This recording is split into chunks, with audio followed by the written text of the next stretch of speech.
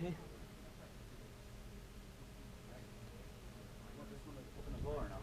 No, just the ones with these guys is what matters. Because all the way to the horizontal lines, Oh. and you guys start to look like Longer arms than I do. oh, We're going to wake you all up Nice. with some daylight, at least for another half hour. All right. So, Boki, can I get started? All right. Everyone come on in and sit down. We're going to have a discussion about Node.js in the enterprise landscape, talk to the key players in the enterprise ecosystem, and share some experiences, and talk a little bit about the Node.js advisory board. We'll have some time for questions. What do I have? About 45 Time? minutes. 45 minutes? Okay. Have some time for questions, and then we'll wrap it up. So let me go and have our panel today introduce themselves. I'm Dan Shaw, CEO of NodeSource, and Alex? Yeah, Alex kind of Balash, know. Chief Architect of TurboTax here at Intuit. I'm Scott Hammond. I'm the CEO of Joint. Chris Santamont, UI Engineering Manager at Netflix. And Jeff Harrell, Director of Engineering at PayPal. Fantastic. So I think everyone here is interested to learn why you chose Node. Why the people thinking about adopting Node and going on that journey. Why did you choose Node?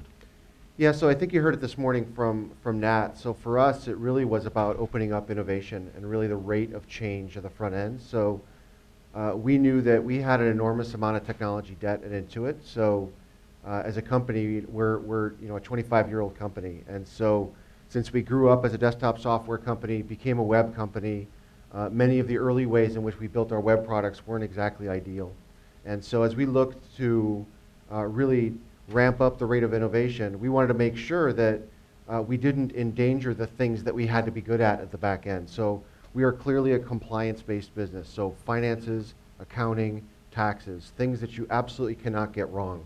And so for our back end, we need to be a little bit more deliberate, a little bit maybe slower paced, a little bit slower rate of change.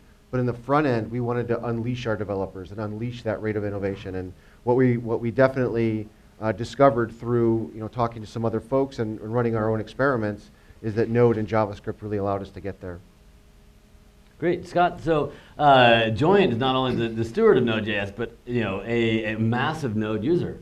Yeah. Tell us the Node story. Yeah, that's right. So I'll give you a few of the Reader's Digest highlights. There's actually a video if you guys want to do a Google search on reflections on 3 years of Node.js in production, or reflections on 3 years of Node.js.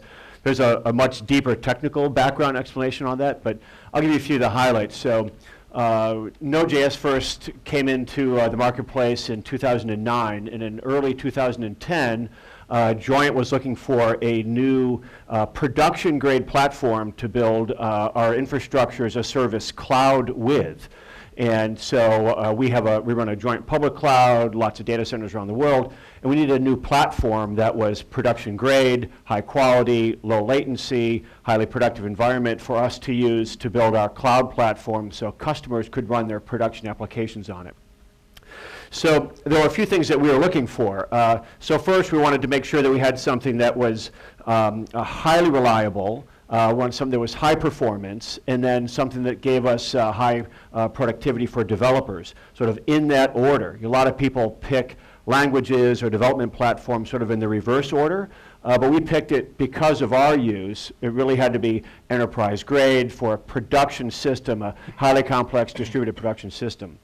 So we did a lot of work. We started working with Ryan Dahl, brought him in, started working closely with him, evaluating the technology, and we found a lot of very interesting things. We wanted a production-grade system. What we liked about it was not a new language, so we weren't making a bet on a new language. JavaScript had been around for a while, had been proven, a lot of great successes. We loved the fact that it was based on V8, which is a very highly performant VM. And then we kind of got with that sort of this great balance of an event-oriented model that aligns with the scalability across very easy to develop platforms. So good productivity across our developer team. Want me to go into challenges now or kind of get into that later? No, we'll touch on that in a moment. Okay, good. So what about Netflix, Chris?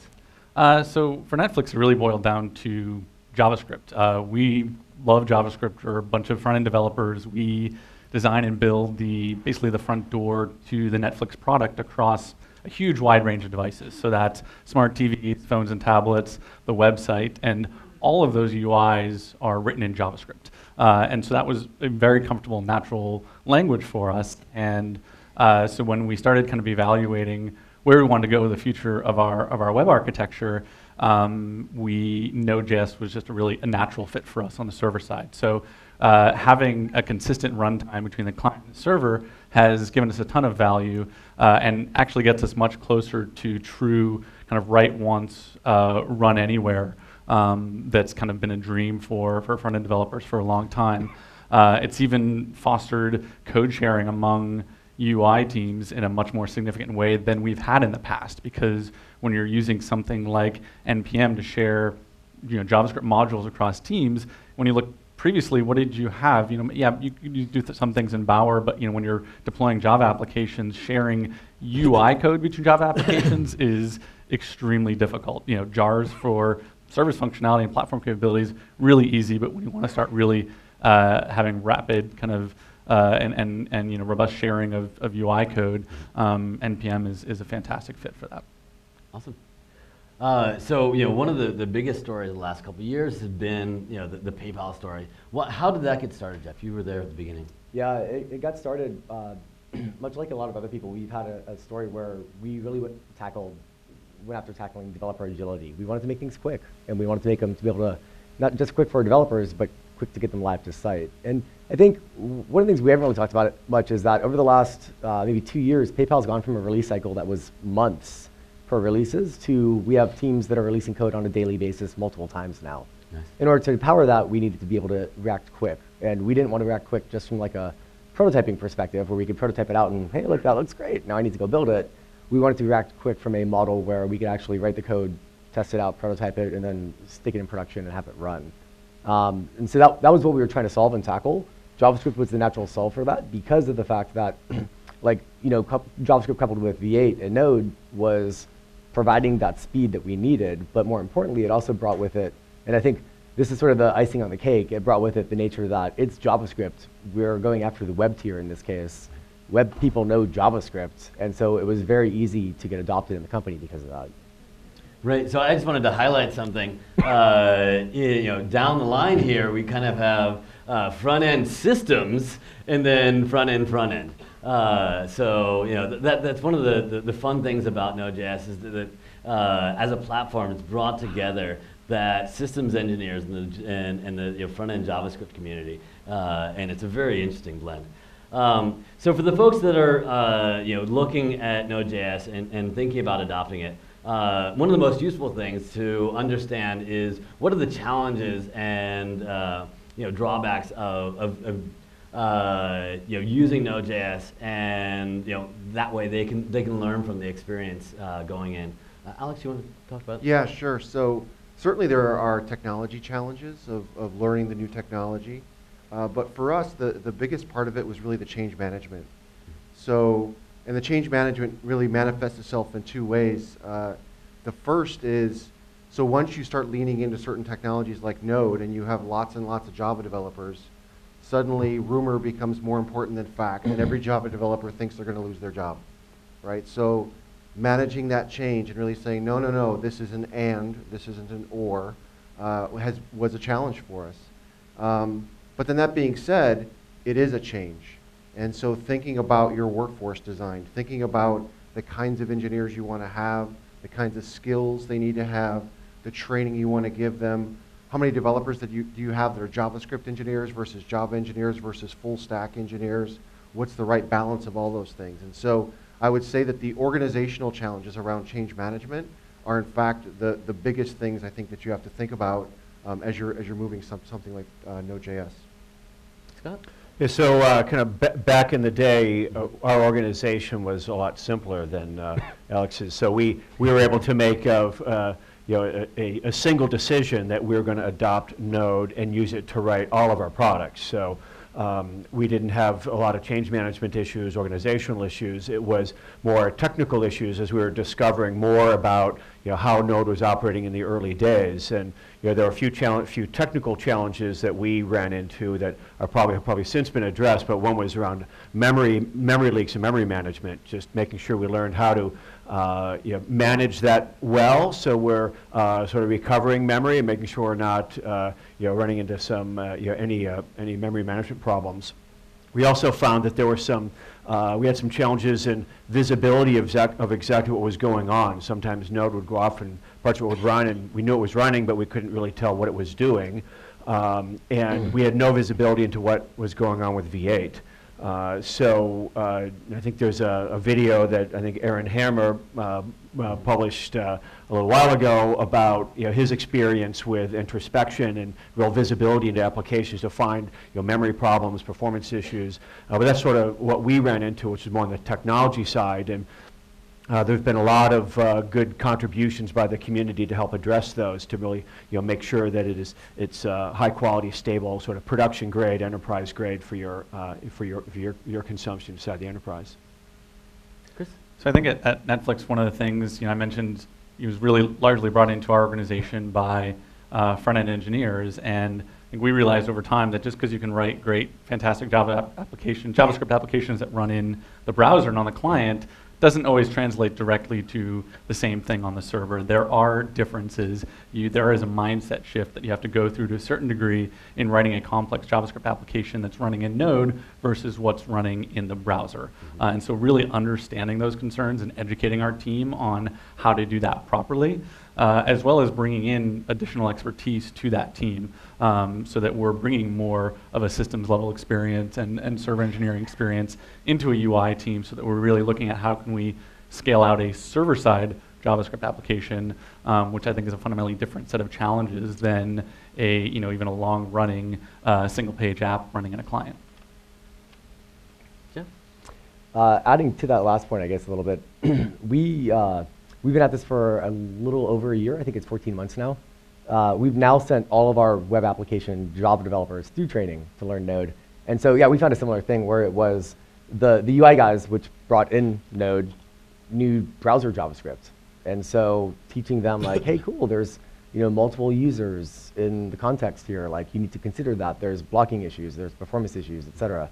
That was a lesson to teach them. That was a problem we had to deal with. But vice versa, having the server-side guys come in and be like, cool, we've now learned JavaScript, awesome, but now they need to actually learn the actual other parts of JavaScript, like the patterns that are appropriate. And I think that was probably one of the larger issues in itself, is that JavaScript's great because you can probably make the language do most anything.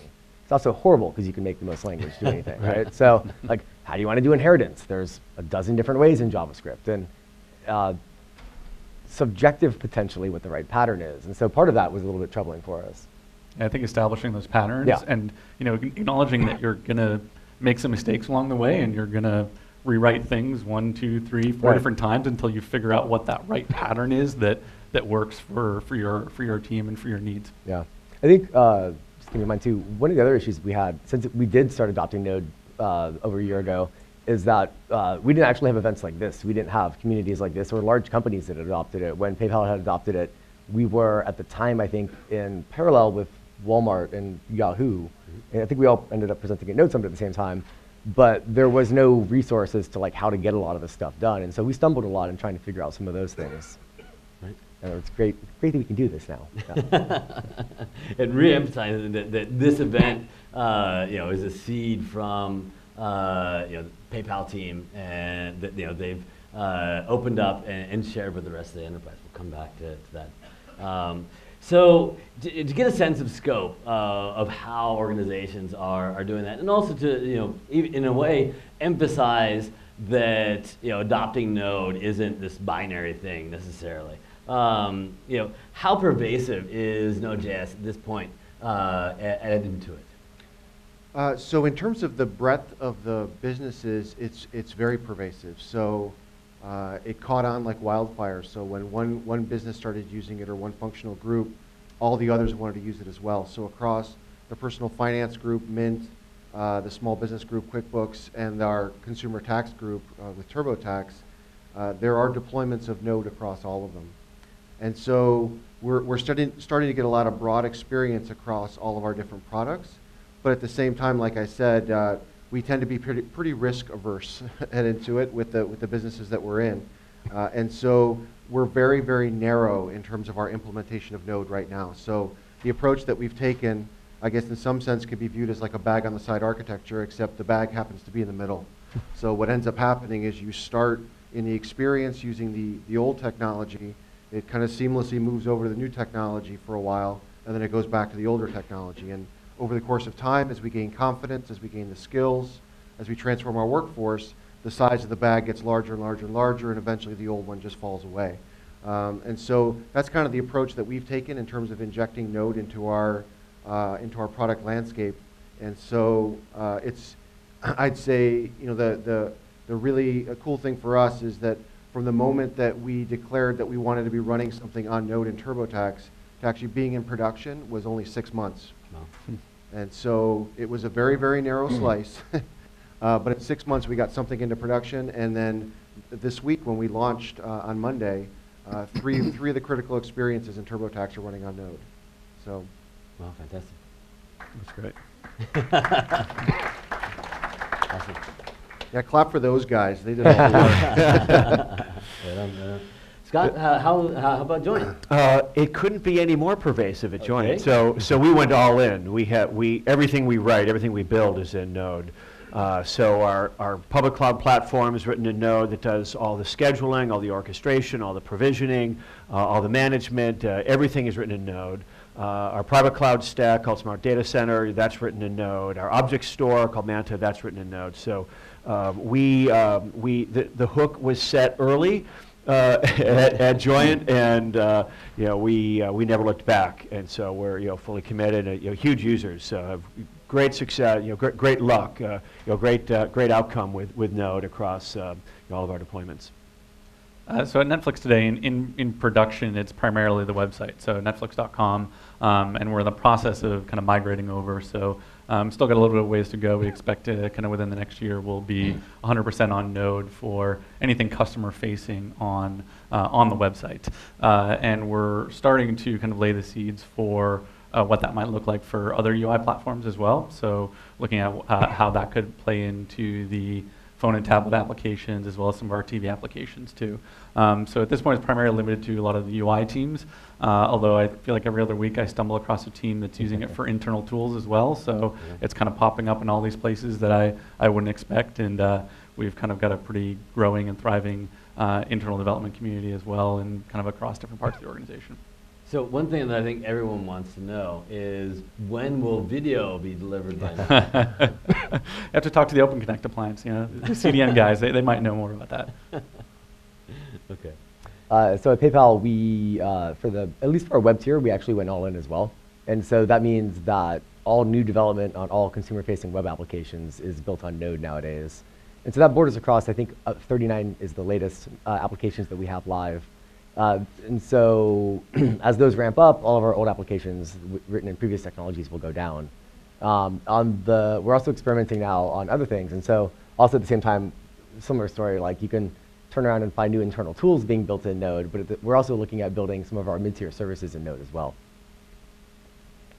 That's very exciting. So the past couple years in the enterprise space has really been defined by this front end, back end, the UI layer sort of being liberated from the monolith, and it's fantastic to see that spread in and evolve into the needs of the enterprise. Joint and myself and my experience at Voxer, organizations that were built from the ground up on Node. It's nice to see that the beginning to come full circle, and that exploration continuing. So as we look into the future, and as time goes on, why are you sticking with Node? Why are you investing in Node for the long term? Alex, you want to? Yeah, sure. So, so for us, it's many of the things that we heard today. So certainly Netflix is the perfect model of working on any device. And for us, as we looked at where we want our products to be, as we look at web, desktop, we still have a considerable desktop business, mobile, wearables, all the different places that we want our products or parts of our products to be. We knew that scaling up individual teams to build every product 4, 5, 6, 10 times just wasn't practical. And so when we knew that we had to kind of go through this genesis of how we think about our products, that we can't have a TurboTax Windows team, a TurboTax Mac team, a TurboTax Online team, that it's just TurboTax. We had to figure out what's the technology that can take us there. And so, we're definitely going big across our businesses into Node. And what we really want is to make sure that all the discussions that we had today, we continue to have these discussions.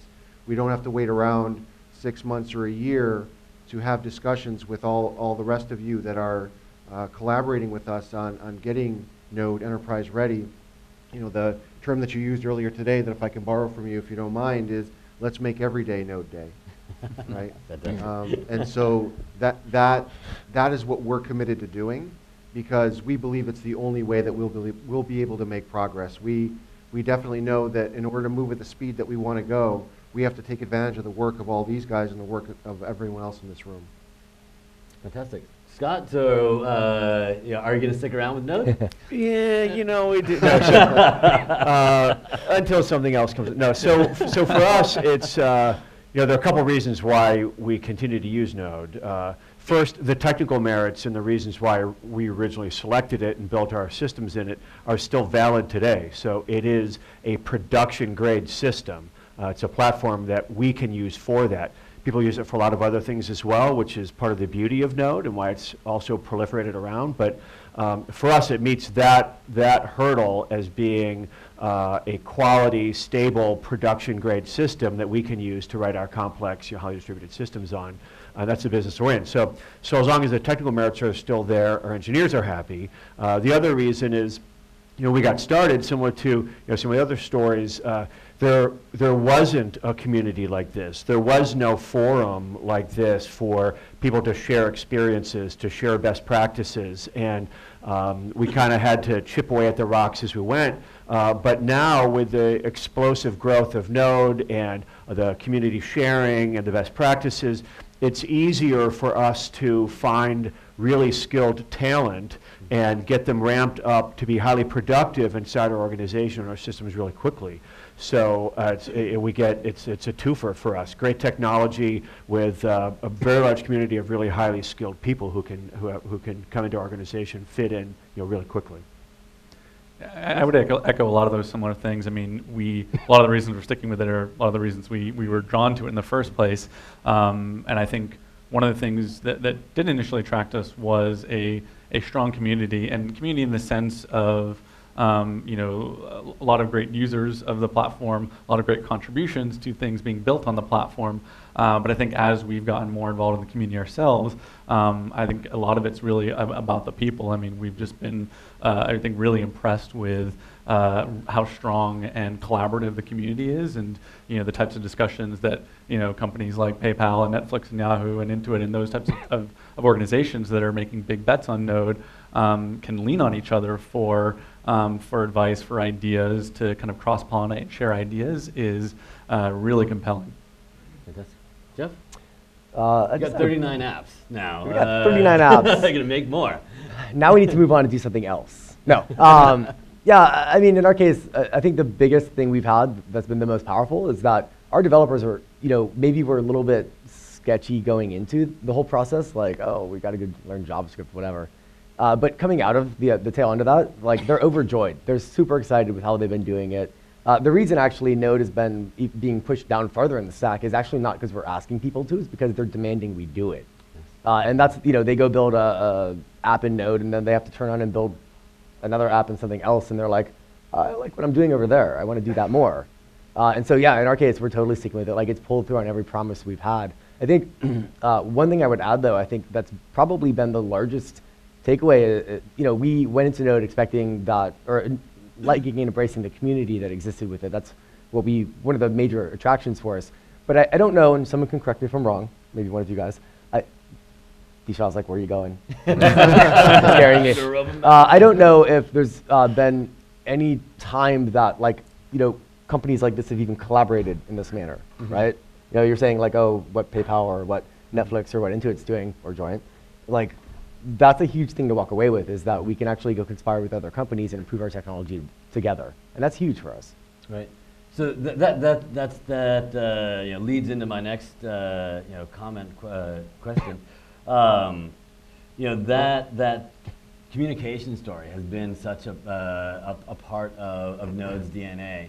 Node as a platform grew up in the GitHub era. So it was a platform created in public forum, in open source, in front of the community, warts and all. Go back to the .2 releases, and where everything was breaking, and we had promises in core, and the evolution along the way. We've come a long way, and grown together.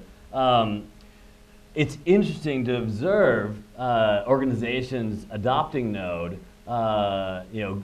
seeing the impact of how Node changes agility and communication and collaboration within the organization. How important is that, and what does that mean to you and your organization? Yeah, absolutely. So a great byproduct of leaning into Node is that it's finally kind of transforming the way that development happens inside of Intuit. So as I said, you take a company that grew up as a desktop software company, right?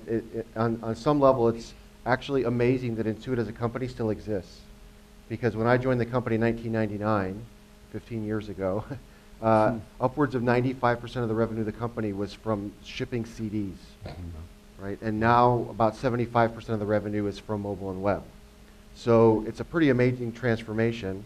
That being said, internally, if you look at some of our development processes, some of it is still exactly like we're building desktop software. I wrote the code, it's my code, don't touch it, right? And I think that the whole open source philosophy, the GitHub philosophy, the Node philosophy is more about I'm writing it because I'm contributing it to the community, and as soon as I let it go, someone else might touch it, that might make it better. And I'm writing code so that somebody else can reuse it.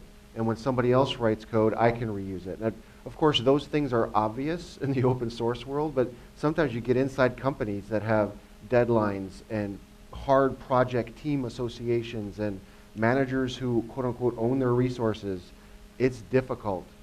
And I'll tell you that it's been an amazing, I think for the engineers on the projects, hopefully they're seeing it, hopefully they're feeling it. When I look at it and I look at the work that they're doing, I see it as the beginning of a revolution of completely changing the way that we write software.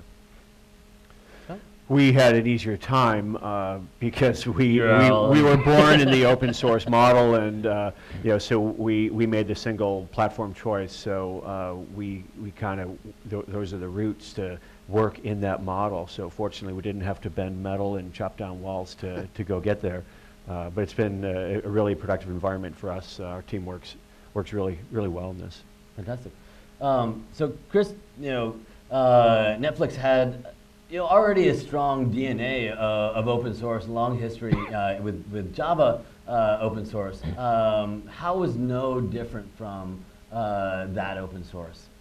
Yeah, I think it's really helped to kind of get that culture into the UI teams, right? I alluded to it a little bit earlier, but I think we've had a long history of lots of great sharing, cross-pollination in our Java stack, and we released a ton of open source stuff for our cloud platform on AWS. And but when it came to the front-end teams, we didn't really have a good mechanism to do that. And I think Node has really helped us move towards a much more kind of modular JS approach to just about everything that we do, and that kind of mindset is really starting to permeate, and again, has helped to foster better collaboration across UI teams. I don't think we're there yet. I don't think we're where we'd like to be. But I think as we continue to look at Node as it fits into some of those other platforms that I mentioned earlier, outside of just the website, I hope that it continues to kind of have that transformational effect. Fantastic. So Jeff, you have not only at PayPal not only the internal factors, but I'd love maybe you talk to us about the internal first, and then let's also touch on Kraken for a moment. I get So the double part. That investment in the broader open source that's been so important. I think Node in our case actually reinforced an open source culture for us. At the time we adopted Node, we already had GitHub internally. GitHub tends to come with let's say the concept of an open source requirement. We weren't really using it though. And so obviously we were using GitHub, we just weren't using the benefits that come along with it. The code sharing, the social aspects of it. And so that slowly started to take off across the teams, slowly started to take off across the teams, which in result turned into teams sharing code. But also, more importantly, I think this is the cooler thing that's really taken off lately, is teams actually filing issues or doing pull requests against other projects' teams, or other, from their teams. Right. Which is sort of funny, because it's like, I got my app. You can talk about modules, or components, or shareable pieces, right? But when you're talking about like your whole-on app, the thing that consumes all the modules, and all of a sudden to have like some random dude in the company that you don't even know open a pull request against you to be like, I found a bug on production today and I'm gonna fix it. Like, that's super cool.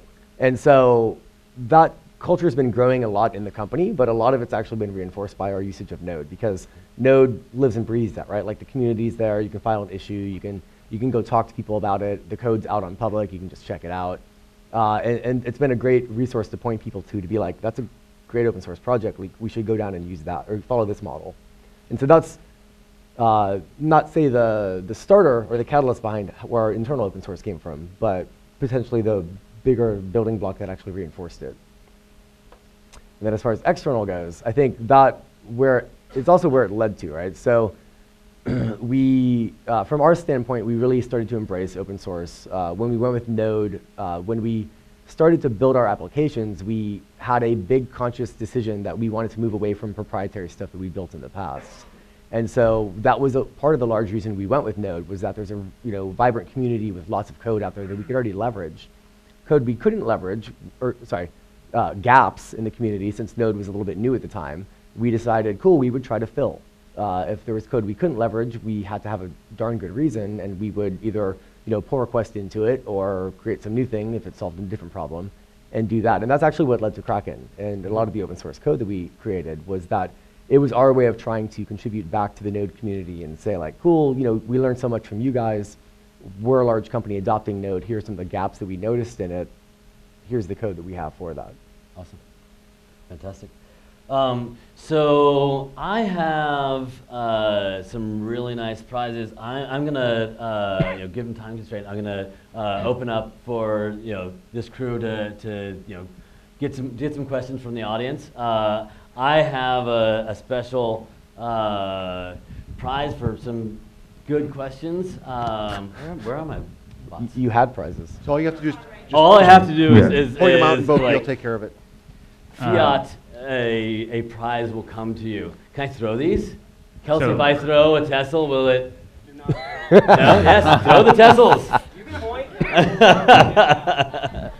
So this is mostly for Scott, but what are your 2 cents on the I/O fork? Yeah, great. First. Yeah, great question. I thought that would come earlier. So let me tell you, just brief history. So I've been at Joint for 4 months now, and hey, welcome to the party, right? So I walked in and spent a bunch of time over the first couple months talking to as many people in the Node ecosystem, the Node community, as I could to learn what's going on. And I kind of looked at Node as like most open source projects, there are multiple constituents in the community, and I wanted to kind of tease these apart and see what's going on. And I learned a few things. First, looking at the user community, I was blown away by the successful stories I heard from everybody from large enterprises to IoT projects to robots, and even I have a 13-year-old daughter, and one of her middle school friends was over, and I said, well, what do you do this week? She says, well, I was at Code Camp, and we're programming in Java. I said, well, Java, 13, that's pretty cool. Said, well, it turns out it was JavaScript, and they're using, so, but it's amazing to see how this has proliferated. If my mom says that she's programming, then no, it'll be the new marker, but it's really proliferated, and huge success in the user community. There are 2 million downloads a month from the Node.js.org website. There are tens of thousands of organizations using this every day. You see the large enterprise adoption, so big success, and people love it for the technical merits, productivity gains, so huge success in the user community. So then I spent some time in the vendor community and spent some time in the developer community, really understanding what's going on there. And I found some things that are typical of a massively successful open source project. You can have great success and great harmony in the user community and then still have some disconnect, some dissension, some issues in the vendor community. Because when you have a platform as popular as Node.js, suddenly it's going to attract a lot of vendors, and all the vendors, they want to make money. And so they're trying to navigate, well, who's doing what and who am I competing with? And there are some issues that needed to be cleaned up and not cleaned up, but understood and managed and addressed in the vendor community. In the developer community, the committer community, there are some issues there that really need to be addressed as well. And so as I kind of tease through this, what I decided, which is obvious to everybody, of course, now, but is I really wanted to make sure that there was that Node.js had a hugely successful future and could continue on the trajectory that it's on right now. We first sponsored Ryan Dahl and invested a bunch of money so we could help build his vision and build this community. It was clear that the success was well beyond his wildest dreams, but it's a huge success. And when that happens, you start to get vendors coming in, and to make this successful, you have to have a highly successful user community. You have to have a vibrant ecosystem of technology providers who are building tools and products and complementary systems to go onto this, and service providers like NodeSource who can come in and help train people and accelerate ramps. You also need to have a large and passionate community of developers who want to contribute code. And so it was apparent to me that that Joint, being the steward, had done a good job helping to further the community, but hadn't done a really good job listening and understanding to all the different groups of this community that had just rocket shipped right past middle school. There was no mechanism, there was no forum in place to go out and listen to the issues, understand the issues, and then get help from the community to resolve the issues, to make sure that there is a singular, successful project that all users can make a bet your project, bet your career decision on. At Joint, like at NodeSource, we bet our company on Node. Right, so it's important, it's vital to us that we can still bet our company on it, and that all you guys can bet your projects and your career on it. So everybody I talk to is saying, well, I'm making this decision on, we're looking at Node, and it's a bet my project is a 5-year commitment. I gotta know, I gotta feel good. So it's important that there was some work to do. So in my conversations with people in the different sort of constituencies in the community, I thought that I needed help, and we needed help. And we needed to understand these issues. So I bootstrapped this advisory board that D. Shaw mentioned, so I could try to get good representation from the different constituencies, so we can understand the issues and have a forum to work through them, so that we can make sure Node is set up to be driven by the community, for the community, and the rocket ship ride continues. So we put together this group, and I don't know if anybody knows who's on it, but I wanted to get the right groups represented. So There are core contributors who are on this advisory board. TJ Fontaine, who works for Joyent, Bert Belder, who works for Strong Loop, Trevor Norris, who you guys know, he was talking earlier for NodeSource. So those guys are representing, the issues of the contributors. For the users, we have Kevin Decker from Walmart. We have Dave Glass from Yahoo. We have Chris from Netflix, Eric Toth from PayPal. So we wanted to get good representation of large enterprise users. We also wanted to get representation from the open source community to see what are the lessons learned. How are healthy communities managed and run, and how do you listen, how do you set them up, how do you get the right governance? So we don't try to reinvent the wheel. Just like you guys want to learn from people who have deployed Node, we wanted to learn from other open source projects that are successful and those that have failed to see what should we be doing and how should we be executing. So we have Denise Cooper, who actually works at PayPal, so she's sort of bringing in this outside influence that represents lots of different open source projects. Then we wanted to get in some of the vendor community who is focused on Node. And so we brought in Kian O'Maiden from Nearform, Dishaw from NodeSource, Isaac Roth from StrongLoop, Isaac Schluter from NPM. So we have people who've been living in the community and building products and services in the community, and also are a good aggregation point for the interests of the users in the community. Then we also wanted to get some of the large IT vendors, because as Node has been successful, some of the large players have come in and are adopting it, making it a first-class citizen in their platforms as well. So Todd Moore is working with us from IBM, Ginigo Rabelino from Microsoft, and then we have a moderator, Chris Williams, who works for ETA, Emerging Technology Advisors, just to keep us all in order.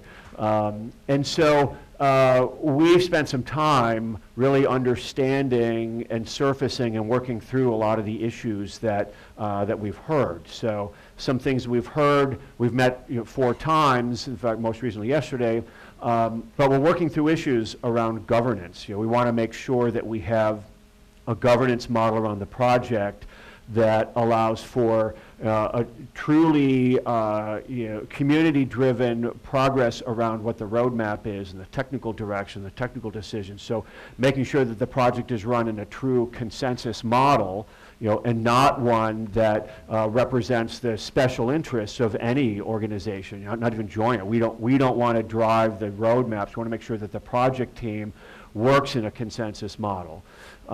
We looked at putting in a code of conduct. You may have seen there was a lot of lively debates in GitHub recently about code of conducts, but we want a code of conduct. We want to have a model for people to behave professionally and respectfully and be inclusive. So that's working through. Transparency, a lot of the discussions and the decisions have not been made with the principles of publishing everything on YouTube or recording and publishing everything, and so that's being adopted. Issues around trademarks and IP management. And also making sure that we are reinventing who we are to make sure we have the right representation from the community. I bootstrapped this because I wanted to get the group together fast. I wanted to make some decisions fast and execute quickly, but I want to make sure that what we do represents your interests and all the interests. So Dishaw is heading a working group that I'm also participating on to make sure we have the right representation from the community and all the right constituents. And we have a mechanism for replacing ourselves with, if the community wants to, with a voting mechanism. And so that the project is really driven and governed by the community and for the community. So we've made a lot of progress quickly. We have agreed. We are adopting Node. For those of you who know, when Ryan started Node, it was a BDFL model. Then when Isaac Schluter was running it, was a BDFL model. And TJ's been running it for about 10 months and he's been transitioning into a real consensus model. We agreed, and as you follow the notes and follow the meetings in the advisory board, it's running now as a true consensus model, and we're adding more transparency transparency. So things that may have sort of, triggered somebody to be trigger happy or impatient to get going and start to doing some work, we're doing that. And my hope and my commitment and the commitment for the whole advisory board is that we can understand what happened and why, and make sure those interests are brought in and addressed. So we do have a singular direction. You probably saw a brief blog post by me on the advisory board from the advisory board on the Node.js website this afternoon. We are committed to delivering this trusted, community-driven project for you guys, and we're listening and we'll be responding. Yeah. I think for asking the elephant in the room, he definitely gets a Tesla. Oh, sure. So, good. Okay. So, is it okay? So one of the things that we all know is cool about Node that's working well for us is building smaller packages instead of bigger monoliths. So we've talked a lot today about building like services, libraries, stuff like that. It's relatively easier than building UI packages. How do I, with my team, individually develop UI packages? So somebody might do a header, somebody might do a product carousel, something like that. How can we do that? So we've been trying to do things that haven't been working very well, that like started with install the app and try to modify it inside the app or something like that. I assume you guys have probably solved this. How do you develop your module in isolation from all the rest and be able to test it and see it and feel it and know what's going on with it?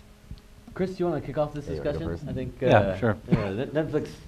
I mean, basically, you treat everything as a module. I mean, if everything is a JavaScript module, like kind of line on what your module syntax is going to be, we actually, and if you're talking about UI components, things are running on the client. We started with like an ES6 module syntax, and then we transpile that as needed. And we can transpile that even into a format that will run in Node on the server or in the browser as well. And so kind of nailing that down first of what that modular structure is for your components and how you define the boundaries and interfaces into those components is a really important first step. And that's kind of gone a long way for us. When you start to look at potentially having different parts of the application stitched together from even different applications and different services, that becomes a whole different set of challenges as well. There's actually, Groupon has an interesting talk at NodeConf EU. Might be able to look up the video about how they have completely separate teams managing different parts of the UI. So one team that owns the global header and layout, and one team that owns this module, and they've got multiple services powering that and then stitching that all together at runtime. And they've got some pretty compelling ideas around how to do that. For us, that's not as much of the challenge. We have a much smaller UI engineering team for the website. So it's not about multiple teams. It's more about kind of defining the boundaries between those modules and how you stitch those together. I think one thing that's a little bit of a unique wrinkle for us at Netflix is we do a lot of A/B testing. And so those modules can also be conditionally loaded based on the state of the user and which test they're in, feature flag, something that's enabled or disabled. And that's something actually we've got a video up as well. Actually tweeted it out earlier today that kind of talks about some of the approaches that we've taken there. I think, And actually, one last thing, I'll add a plug for React as well. React has helped a lot for that in having really clear, it defines a very clear UI component structure, and it really helps to define those boundaries and gives a pretty good model for how to get in and out of a component and how to nest components and things like that.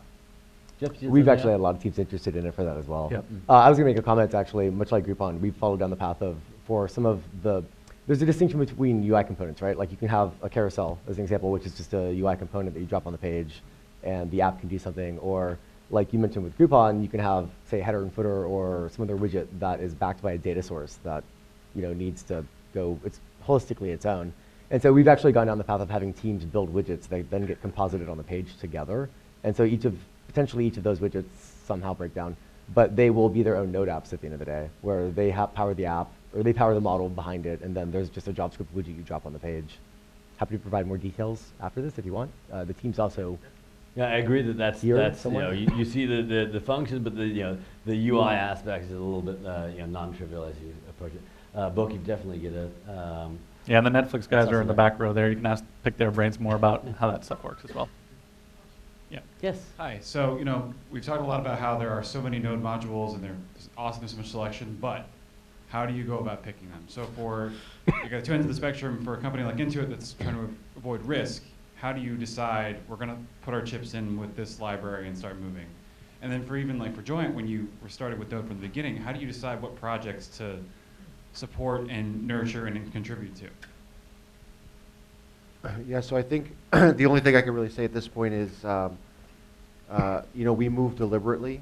So it's an interesting balance between the openness of access to all these things and the certainty of knowing that they'll work well for you. So I know, Dan's working on some things that help in terms of certification of the modules that are available.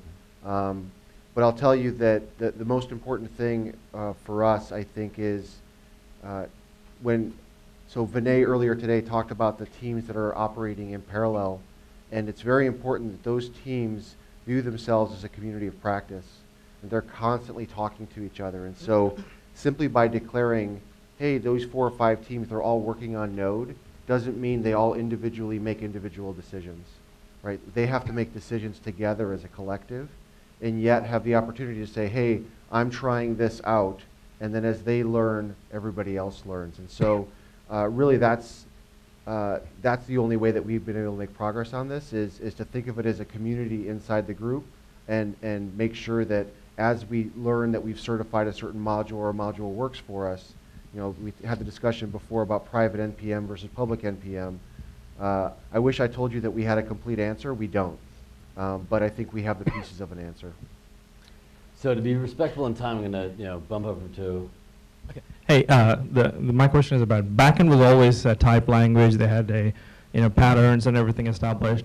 What are some of the challenges or learnings you had when you were changing the backend with a type to a Node language, which is on type? Or did you ever consider using TypeScript or anything like that? Jeff, you want to take that one? Actually, your latter part of the question is probably the funniest part to me. So there's actually, back up.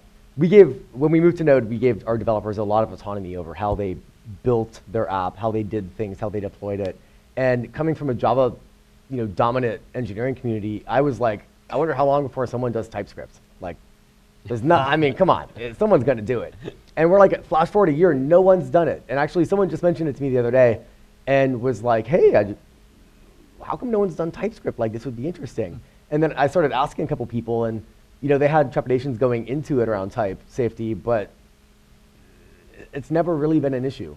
And so, granted, on some cases, I think it actually would make total sense. And don't get me wrong, not everything in PayPal is JavaScript. We're not dealing with math and money in JavaScript. That might be interesting. Sorry. But it's just sort of been ironic. We didn't opt to deal with it, but we weren't opposed to it either. It just never came up as an issue. Good question. Can we get that man a Tesla?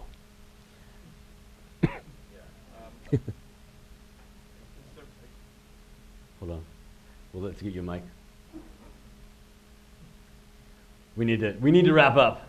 So I think last question for the sake of time. Okay, this is about the I/O fork again. Are you concerned about the risks the fork poses to Node.js, and are you going to attempt any reconciliation with the I/O group? And I noticed only Scott talked about it, and the rest of you didn't want to say anything when the first question was asked. So I think we've covered that. I'll open that to a broader forum. I think Scott spent 10 minutes on that. You didn't really talk about the risks that the fork might pose. Well, and any time you have a maturing open source, you're going to have dissent, and if you look at the Linux ecosystem as an example, a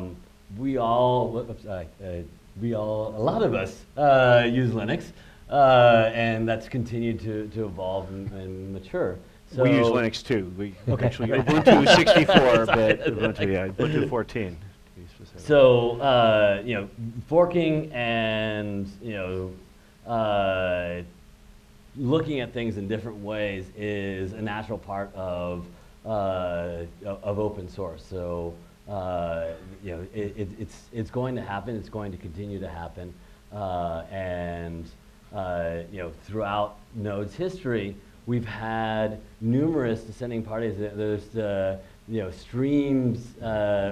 Streamline, an initiative to make everything in Node synchronous. That's a very different project, and that exists to this day as a fork of Node. It's not aligned with the core project, and probably never will be. It's Node.js is asynchronous JavaScript, and so if you're going to do synchronous, then those paths will never come back. Yeah, my comments weren't really intended to be my personal comments. If you see we did have an advisory board meeting yesterday, and we talked about this, and just reinforced our unanimous desire to make sure that there is a singular direction around Node.js, that the community works together. We really find a way to make sure we have a very passionate group of people, developers working together. We get a vibrant ecosystem of vendors. We get, and when we do that, then it remains the right place for enterprises and customers and users to deploy on Node. So I don't look at it as a negative. I look at it as a positive, that it's an opportunity for us to listen to the community and make sure we're doing the right things in the advisory board to keep doing what we said we're committed to doing. And that's a unanimous statement from the advisory board. Great. Well, my apologies for us running a little bit long. One thing I want to echo Alex's comment earlier. Node Day came out of PayPal, and has been extended and sort of opened up by Intuit. We would like to continue to build this community. The needs of large organizations using Node.js are a little bit different than smaller organizations. So we invite you to participate in this dialogue. We want to make Node Day a forum for that, and we're going to work together to make nodeday.com a destination not just for the one-day events that happen every once in a while, but a destination for us to continue that dialogue. And if you're interested in potentially hosting a Node Day, invite everyone to come to Node Summit in February. Another business-focused event around Node.js. If you're interested, talk to any of us really about that. We invite that involvement and an open forum for us to discuss and share best practices and our experiences. So Dan, thanks for that. So with what you said, I think I don't even have to close. I think you closed for us. So thank you very much. Thanks everybody for hosting. Absolutely.